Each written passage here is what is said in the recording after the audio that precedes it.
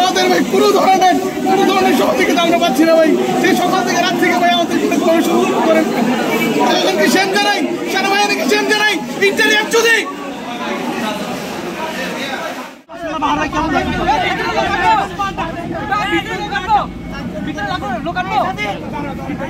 ভাই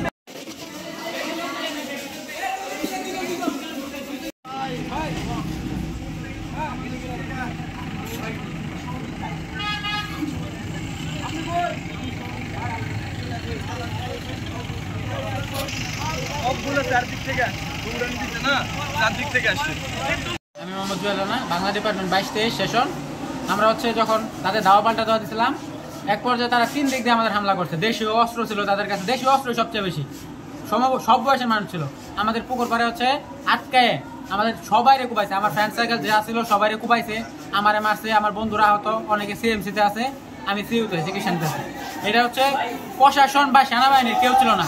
আমার এক ফ্রেন্ড এখনো জাহানারা বিল্ডিং এ আটক, তাদের তালা বাগানোর চেষ্টা করতেছে। এখন আমরা কোনো প্রশাসনের সাহায্য পাচ্ছি না। ঘন্টা প্রায় 4 ঘন্টা 5 ঘন্টা হয়ে যাচ্ছে, প্রশাসন আসতেছে না।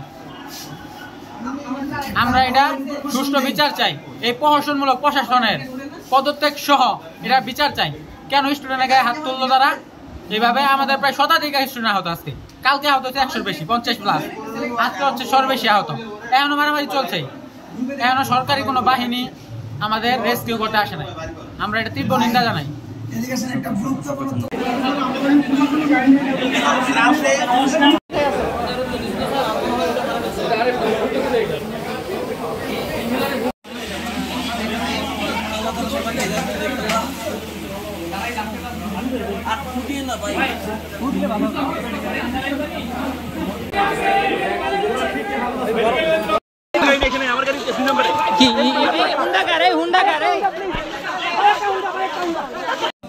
আমি আসি হচ্ছে 12টার দিকে এসে শুনি যে কয়েকজন সামনে আটকা পড়ে গেছে গলিতে।